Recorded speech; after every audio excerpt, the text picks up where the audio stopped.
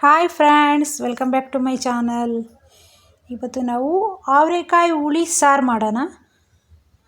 ಬನ್ನಿ, ರುಚಿಕರವಾದ ಅವರೆಕಾಯಿ ಹುಳಿ ಸಾರನ್ನ ಯಾವ ರೀತಿ ಮಾಡೋದಂತ ನೋಡ್ಕೊಂಬರೋಣ. ಇದು ಮುದ್ದೆಗೆ, ಅನ್ನಕ್ಕೆಲ್ಲ ಸೂಪರಾಗಿರ್ತದೆ. ಹೆವಿ ಮಸಾಲಾನು ಅಂತ ಅನಿಸೋದಿಲ್ಲ.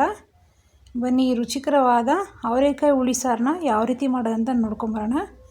ಯಾರೆಲ್ಲ ನಮ್ಮ ಚಾನಲ್ ನೋಡ್ತಾ ಇದ್ರೂ ಈಗಲೇ ಸಬ್ಸ್ಕ್ರೈಬ್ ಮಾಡಿಕೊಂಡು ನೋಡ್ಕೊಳ್ಳಿ. ಎಲ್ಲೂ ವಿಡಿಯೋನ ಸ್ಕಿಪ್ ಮಾಡಿದಿರ ನೋಡಿ. ಅವರೆಕಾಳನ್ನ ಸುಲ್ಕೊಂಡು ತೊಗೊಂಡಿದ್ದೀವಿ. ಈ ರೀತಿ ಕಾಳನ್ನ ತೊಗೊಂಡಿದ್ದೀವಿ. ಒಗ್ಗರಣೆ ಮಾಡೋದಕ್ಕೆ ಒಂದು ಕಡಾಯಿ ತೊಗೊಂಡಿದ್ದೀವಿ. ಒಂದು ಸ್ವಲ್ಪ ಹುಣಸೆಹಣ್ಣು, ಒಂದು ಲಿಂಬೆಹಣ್ಣು ಗಾತ್ರದಷ್ಟು ಹುಣಸೆಹಣ್ಣು ನೆನೆಯಕ್ಕೆ ಹಾಕ್ಕೊಳ್ಳಿ. ಟೊಮ್ಯಾಟೊ ಒಂದು 3, ಒಂದು ಈರುಳ್ಳಿ, ಸ್ವಲ್ಪ ಬೆಳ್ಳುಳ್ಳಿ ಶುಂಠಿ ಪೇಸ್ಟು, ಸ್ವಲ್ಪ ಕೊತ್ತಂಬರಿ. ಒಗ್ಗರಣೆ ಹಾಕೋದಕ್ಕೆ ಎಣ್ಣೆ ಚೆನ್ನಾಗಿ ಕಾಯಿಸ್ಕೊಂಡಿದ್ದೀವಿ. ಒಂದು 3 ಸ್ಪೂನಷ್ಟು, 3ರಿಂದ 4 ಸ್ಪೂನಷ್ಟು ಎಣ್ಣೆನ ಚೆನ್ನಾಗಿ ಕಾಯಿಸ್ಕೊಂಡಿದ್ವಿ. ಈರುಳ್ಳಿನ ಹಾಕ್ಕೊಳ್ಳಿ. ಈರುಳ್ಳಿ ಚೆನ್ನಾಗಿ ಫ್ರೈ ಆದಮೇಲೆ ಕಟ್ ಮಾಡ್ಕೊಂಡಿರೋಂಥ ಟೊಮ್ಯಾಟೊನ ಸೇರಿಸ್ಕೊಳ್ಳಿ. ಟೊಮ್ಯಾಟೊ ಸೇರಿಸ್ಕೊಂಡ್ಮೇಲೆ ಚೆನ್ನಾಗಿ ಎಣ್ಣೆಯಲ್ಲಿ ಬಾಡಿಸ್ಕೊಳ್ಳಿ. ಅದನ್ನು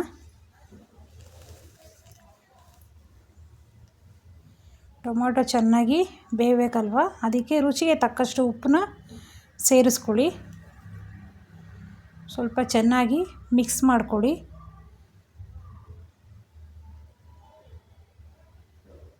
ಸ್ವಲ್ಪ ಅರಶಿನ ಪುಡಿ ಸೇರಿಸ್ಕೊಳ್ಳಿ.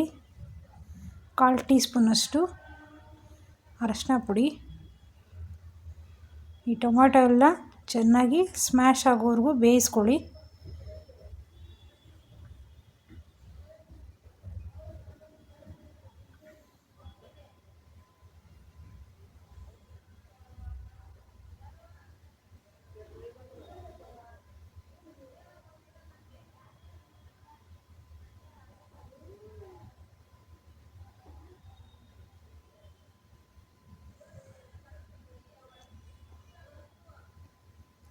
ಈ ರೀತಿಯಾಗಿ ಚೆನ್ನಾಗಿ ಟೊಮ್ಯಾಟೊ ಎಲ್ಲ ಬೇಯಬೇಕು, ಒಂದು 5 ನಿಮಿಷ ಕಾಲ. ಅದಕ್ಕೆ ಉಪ್ಪನ್ನ ಸೇರಿಸ್ಕೊಂಡ್ಬಿಟ್ರೆ ಬೇಗ ಟೊಮ್ಯಾಟೊ ಎಲ್ಲ ಬೇಗ ಬೇಯುತ್ತೆ.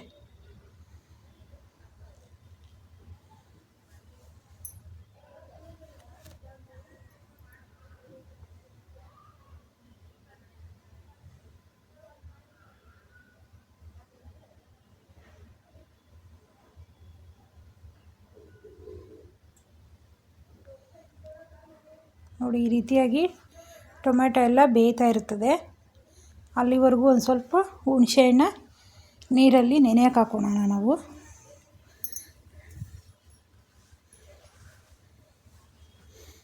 ಇದಕ್ಕೇನು ಮಸಾಲೆ ಏನು ಹಾಕೋ ಅವಶ್ಯಕತೆ ಏನಿಲ್ಲ ಹುಳಿ ಸಾರಿಗೆ. ಈಗ 1 ಬೌಲಷ್ಟು ಅವರೆಕಾಳನ್ನ ತೊಗೊಂಡಿದ್ವಿ. ಅವರೆಕಾಯಿನ ನೋಡಿ, ಇವಾಗ ಕಾಳನ್ನೆಲ್ಲ ಸೇರಿಸ್ಕೊಳ್ಳಿ. ಈ ರೀತಿಯಾಗಿ ಎಣ್ಣೆಯಲ್ಲೇ ಚೆನ್ನಾಗಿ ಬೇಯ್ಬಿಡಬೇಕು. ನೋಡಿ, ಹುಣಸೆಹಣ್ಣ ನೆನೆಯಕ್ಕೆ ಹಾಕ್ಕೊಂಡಿದ್ದೀವಿ. ಒಂದು ಚಿಕ್ಕ ಗೋಲಿ ಗಾತ್ರದಷ್ಟು ಹುಣಸೆಹಣ್ಣ ತೊಗೊಂಡಿದ್ದೀವಿ. ಈಗ ಎಣ್ಣೆಯಲ್ಲೇ ಆ ಕಾಳನ್ನೆಲ್ಲ ಚೆನ್ನಾಗಿ ಬೇಯಿಸ್ಕೊಂಡ್ಬಿಡ್ಬೇಕು. ಒಂದು 10 ನಿಮಿಷ ಕಾಲ ಚೆನ್ನಾಗಿ ಈ ರೀತಿ ತಿರುಗಿಸ್ಕೊಟ್ಟು ಕಾಳನ್ನೆಲ್ಲ ಚೆನ್ನಾಗಿ ಬೇಯಿಸ್ಕೊಂಬಿಟ್ರೆ ಬೇಗ ಬೆಂದೋಗುತ್ತೆ. ಕುಕ್ಕರಲ್ಲಿ ಹಾಕ್ಬೇಕಂದ್ರೂ ಇದೇ ಪ್ರೊಸೀಜರು. ಸ್ವಲ್ಪ ಕಾಳನ್ನೆಲ್ಲ ಚೆನ್ನಾಗಿ ಎಣ್ಣೆಯಲ್ಲೇ ಬೇಯಿಸ್ಕೊಂಡ್ರೆ ಆ ಕಹಿ ವಾಸನೆ ಎಲ್ಲ ಹೊರ್ಟೋಗುತ್ತೆ.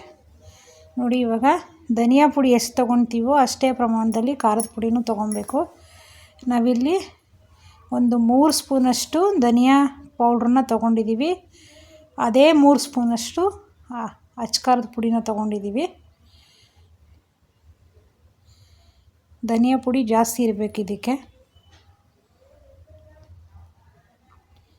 ಇಲ್ಲ 2 ಸ್ಪೂನಾದರೂ ಅಚ್ಕಾರದ ಪುಡಿ ತೊಗೊಂಡು 3 ಸ್ಪೂನ್ ತೊಗೊಂಡ್ರೂ ಧನಿಯಾ ಪೌಡ್ರನ್ನ ತೊಗೊಬೇಕು. ಆವಾಗ ಇದಕ್ಕೆ ಮೇಯ್ನಾಗಿ ಧನಿಯಾ ಪೌಡ್ರೇ ಜಾಸ್ತಿ ಇರಬೇಕು. ಆಗ ಟೇಸ್ಟಿಯಾಗಿ ಬರೋದು ಈ ಸಾರು. ನೋಡಿ ಎಣ್ಣೆಯಲ್ಲೇ ಬೇಯಿಸ್ಕೊಂಡಿದ್ದೀವಿ ಕಾಳನ್ನೆಲ್ಲ ಒಂದು 5 ನಿಮಿಷ ಕಾಲ. ನೀರೇನು ಸೇರಿಸ್ಕೊಂಡಿಲ್ಲ. ನೀರು ಸೇರಿಸ್ದೇ ಇರ್ತೀವಲ್ಲ ಆವಾಗಲೇ ಎಣ್ಣೆಯಲ್ಲೇ ನಾವು ಈ ಅಚ್ಕಾರದ ಪುಡಿನೆಲ್ಲ ನಾವು ಚೆನ್ನಾಗಿ ಎಣ್ಣೆಯಲ್ಲೇ ಮಿಕ್ಸ್ ಮಾಡ್ಕೊಂಬಿಡೋಣ.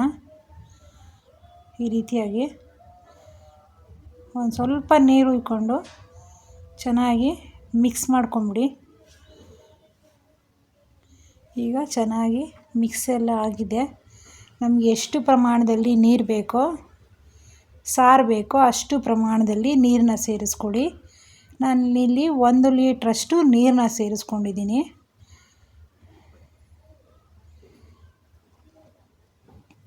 ಕುಕ್ಕರಲ್ಲಿ ಮಾಡಬೇಕಂದ್ರೂ ಇದೇ ರೀತಿ ಮಾಡಿಕೊಂಡು 2 ವಿಸಿಲ್ ಬರೆಸ್ಕೊಂಡ್ರೆ ರೆಡಿಯಾಗೋಗುತ್ತೆ. ಇಲ್ಲಿ ಈ ರೀತಿ ಕಡಾಯಿಯಲ್ಲಿ ಮಾಡ್ಕೊತಾ ಇದ್ದೀವಲ್ಲ, ಅದಕ್ಕೋಸ್ಕರ ನಾವು ಒಂದು 10 ರಿಂದ 20 ನಿಮಿಷ ಕಾಲ ಬೇಯಿಸ್ಕೊಳ್ಳಿ. ಆಗ ಬೇಗ ರೆಡಿಯಾಗೋಗುತ್ತೆ. ನೋಡಿ ಇವಾಗ ಐ ಫ್ಲೇಮಲ್ಲೇ ಇಟ್ಕೊಂಡಿದ್ವಿ.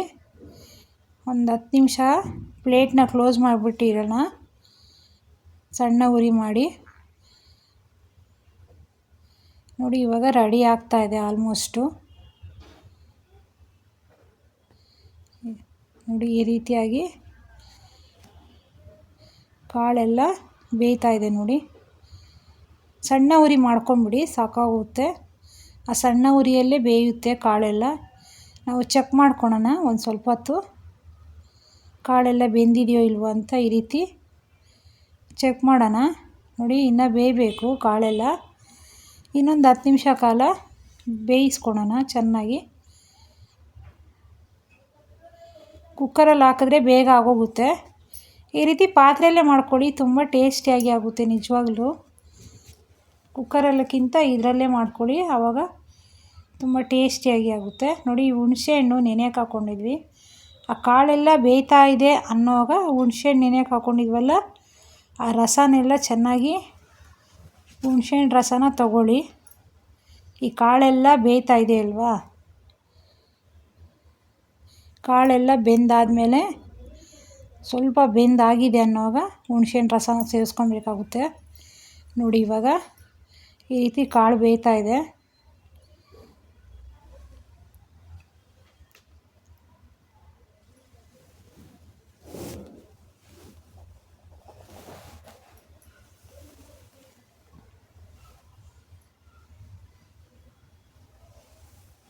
ನೋಡಿ ಇವಾಗ ಚೆನ್ನಾಗಿ ಬೇಯ್ತಾ ಇರೋವಾಗ, ಕಾಳೆಲ್ಲ ಬೇಯ್ತಾ ಇರೋವಾಗ ಸ್ವಲ್ಪ ಹುಣಸೆಹಣ್ಣು ರಸನ ಸೇರಿಸ್ಕೊಂಡ್ಬಿಡಬೇಕು.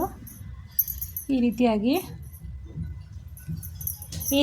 ಹುಣಸೆಹಣ್ಣು ರಸ ಸೇರಿಸ್ಕೊಂಡ್ರೆ ನೋಡಿ ಇವಾಗ ಆಲ್ಮೋಸ್ಟು ಸಾರು ರೆಡಿಯಾಗಿದೆ. ನೋಡಿ ಇವಾಗ ಈ ರೀತಿ ಚೆಕ್ ಮಾಡಿಕೊಂಡ್ರೆ ನೋಡಿ ಕಾಳೆಲ್ಲ ಚೆನ್ನಾಗಿ ಬೆಂದಾಗಿದೆ. ಇವಾಗ ಇದು ಬಿಸಿ ಬಿಸಿ ಮುದ್ದೆಗೆ, ಅನ್ನಕ್ಕೆಲ್ಲ ಸೂಪರಾಗಿರ್ತದೆ.